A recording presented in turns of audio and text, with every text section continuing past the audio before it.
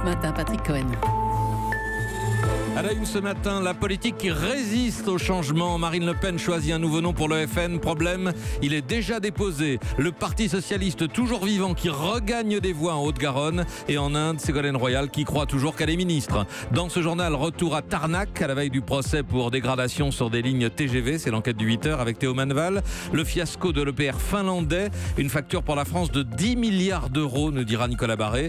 Et une première à Metz, ça revient des caméras au carrefour qui comptent les piétons pour adapter la durée du bonhomme vert. 8h15, le cerveau des cerveaux, le neurologue Lionel Nakache qui nous fait comprendre comment marche notre mémoire, nos émotions, notre langage dans un nouveau livre, Parlez-vous cerveau, passionnante entrée en matière pour cette semaine du cerveau. Lionel Nakache avec nous après ce journal.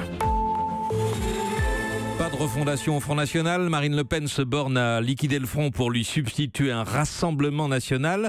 Sauf qu'un certain Igor Kurek, ancien proche de Charles Pasqua, a déjà déposé ce nom auprès de l'INPI, l'Institut National de la Propriété Intellectuelle. Gilbert Collard, qui était notre invité à 7h20, n'est pas du tout inquiet. Connerie, non, on a l'antériorité, non. On va vérifier, c'est un communiqué publié par... Voilà, je l'ai vu, mais il m'a été signalé immédiatement qu'on avait une antériorité de dépôt. Bon. Je l'espère. J'espère, dit Gilbert Collard. C'est pas du tout ce que nous dit Igor Kurek, l'intéressé. Il ne compte absolument pas céder le nom de Rassemblement National au FN. Gilbert, il peut dire ce qu'il veut, Il peut dire ce qu'il veut. Vous savez, la loi des marques, c'est la loi des marques. Ils n'ont pas d'antériorité sur le Rassemblement National. Aujourd'hui, Marine Le Pen, écoutez, elle a fait encore une fois de plus une erreur de débutante, quoi. C'est tout. Elle fait comme ils font d'habitude. Vous voyez, salut, c'est nous, on vient, on s'installe, c'est notre boulangerie, et puis on prend tout, quoi. Voilà, ça va pas se passer comme ça, quoi. Qu'est-ce que vous allez faire? Ce que je vais faire maintenant, c'est-à-dire qu'on entrera en justice, il n'y a pas de problème. Maintenant, comment va-t-elle se débrouiller avec ses militants pour leur expliquer que c'est pas possible, quoi. Déjà, s'ils avaient eu la politesse de m'appeler, je leur aurais dit gentiment de s'appeler autrement. Moi, je suis quelqu'un de droite, je suis de droite pasquoienne, où on était là. Moi, je suis gaulliste, mais je suis pas extrême droite. Ça va pas se passer comme ça, quoi. Igor Kurek à la tête d'un mouvement souverainiste qui compte présenter des listes aux municipales de 2020 sous le nom de Rassemblement National. Il répondait il y a quelques minutes à Chanel Petit. En tout cas, ce qui ne change pas, c'est la flamme. Elle avait été empruntée par Jean-Marie Le Pen aux fascistes italiens du MSI.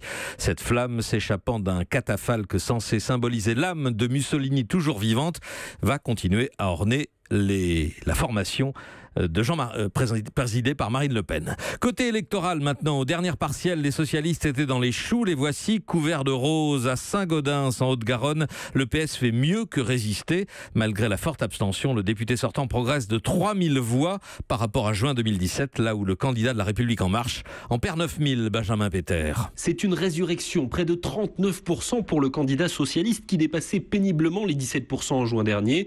Joël Aviragné savoure ce score qu'il explique par son travail sur le terrain et par le bilan du gouvernement. Les habitants de la circonscription, ils me parlent de la CSG, du gazole qui augmente. À la campagne, on ne peut plus fonctionner si on n'a plus de gazole. Quand on redonne 4,5 milliards aux plus fortunés, on peut faire d'autres propositions. Il y a d'autres moyens de gouverner. En face, à la permanence d'En Marche, les visages sont crispés. Michel Monsara fait mine d'être satisfait d'être qualifié pour le second tour. Mais malgré la venue de 3 poids lourds du gouvernement, de Christophe Castaner, avec 20%, il a perdu 13 points en 9 mois. Mais lui refuse d'y voir un échec d'Emmanuel Macron. Pour l'élection présidentielle, on surfe sur une vague. Là, on est dans le dur. L'échec, il ne faudrait pas qu'il soit pour ce territoire. Essentiellement, ça fait 40 ans qu'on vit dans le même système, de toujours les mêmes. On ne va pas être le musée Grévin de ce parti socialiste. Et lui compte maintenant sur les abstentionnistes. Plus de 65% dans la circonscription pour inverser la tendance dimanche prochain. Saint-Gaudens, Benjamin Péter, Europe 1. En Guyane, réélection second tour du candidat macroniste. Lénaïque Adam l'emporte avec 213 voix d'avance sur David Riemann, le syndicaliste soutenu par les Insoumis. Le PS bouge encore. Ségolène Royal aussi. William Galibert vient de la retrouver en Inde pour la visite d'État que termine aujourd'hui Emmanuel Macron. Elle n'a pas changé. Ségolène Royal n'est plus ministre, mais c'est à s'y méprendre. À peine la visite d'État débutée, elle s'avance déjà tout sourire pour saluer un par un les journalistes. Un petit mot, pas une conférence de presse. Juste un petit mot. La voilà désormais nommée par Emmanuel Macron ambassadrice pour l'Alliance solaire. nucléaire, mission dont elle s'est saisie avec l'enthousiasme qu'on lui connaît. C'est important parce que c'est la continuité de la COP21. La France garde le leadership climatique. Au fond, il y a quand même un grand paradoxe qui est que les pays les plus pauvres de la planète sont à la fois les plus ensoleillés et ceux qui ont le moins accès à l'énergie. Donc c'est quand même un contraste qui est plus supportable. Son successeur à l'écologie, Nicolas Hulot, n'a pas pu se libérer pour venir en Inde. Elle fait mine, tout en ironie, de s'étonner de cette absence, mais ne se fait pas prier pour assurer une forme d'intérim. En privé, Ségolène Royal égratigne aussi Jean-Yves Le Drian et Brune Poirson, ministres, qui d'après elle ne connaissent pas suffisamment le dossier. Non, décidément, Ségolène Royal n'a pas changé. New Delhi, William Galibert, Europe 1. Annick Girardin est à Mayotte ce matin. La ministre des Outre-mer arrive sur une île secouée depuis 3 semaines par un mouvement de contestation contre l'insécurité. Europe 1, 8h05. Un fiasco monumental. La France vient enfin de solder son litige avec la Finlande pour la construction d'une centrale nucléaire de type EPR. Une histoire, Nicolas Barré, qui aura coûté une fortune aux contribuables. Voilà, fiasco industriel, scandale d'État, désastre financier, tout y est. Cet EPR finlandais devait être la vitrine technologique de la France quand Areva a signé le contrat en 2003. Le champion du nucléaire s'était engagé à livrer un réacteur nouvelle génération clé en main pour 2,2 milliards d'euros. C'était le contrat du siècle, sauf que l'EPR n'existait alors que sur plan, car Areva n'avait aucune expérience pour mener un projet de cette envergure. Résultat, un chèque signé hier de 450 millions pour solder une affaire dont la facture finale monumentale atteint 10 milliards d'euros. À la charge pour l'essentiel, on l'a dit, des contribuables français. Parce que ce fiasco a mis Areva en quasi-faillite, le groupe a dû être sauvé par l'État. Si les Finlandais ont de l'électricité demain, c'est grâce aux contribuables français. Alors certes, tout n'a pas été perdu. 2 EPR vont rentrer en service en Chine dans les mois qui viennent, un autre en France à Flamanville, et 2 voire 4 autres vont être construits au Royaume-Uni, mais les contribuables auront payé au prix fort les dérives de l'EPR sans qu'aucun responsable au sein de l'État, ni à la tête d'Areva, n'ait été véritablement inquiété. Nicolas Barré, le directeur de la rédaction des Échos, merci. Europe 1. Il est 8h08, la suite du journal de Patrick Cohen. C'est demain que s'ouvre en correctionnel le procès du groupe de Tarnac. 3 semaines d'audience après un feuilleton judiciaire de 10 ans. Le chef d'accusation de terrorisme a été abandonné. Les 8 prévenus, dont Julien Coupat et Hildune Lévy, sont jugés pour dégradation sur des voies de chemin de fer. La spectaculaire opération policière de novembre 2008 à Tarnac avait nourri tous les fantasmes sur les activités de ce groupe anarchiste dans cette petite bourgade de Corrèze où nous sommes retournés. C'est l'enquête de 8 heures. Bonjour Théo Manval. Bonjour. Vous revenez de Tarnac, 300 habitants. À quoi ressemble le village aujourd'hui ? Eh bien, il n'a pas vraiment changé. Toujours ces rues paisibles, ces vieilles maisons en pierre et cette communauté de quelques dizaines de militants qui continuent de se retrouver au magasin général. Cette épicerie-restaurant perquisitionnée de façon spectaculaire en 2008.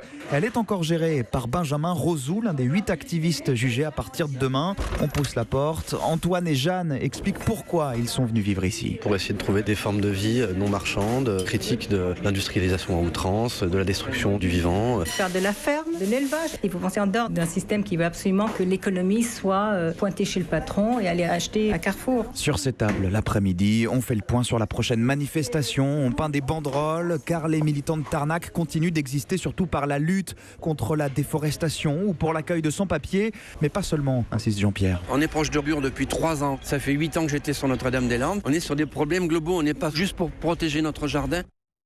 Alors, les militants sont donc toujours là, mais quel mode d'action prônent-ils, Théo ? Est-ce qu'on parle de recours à la violence, au sabotage, ce dont sont soupçonnés ceux qui vont être jugés ?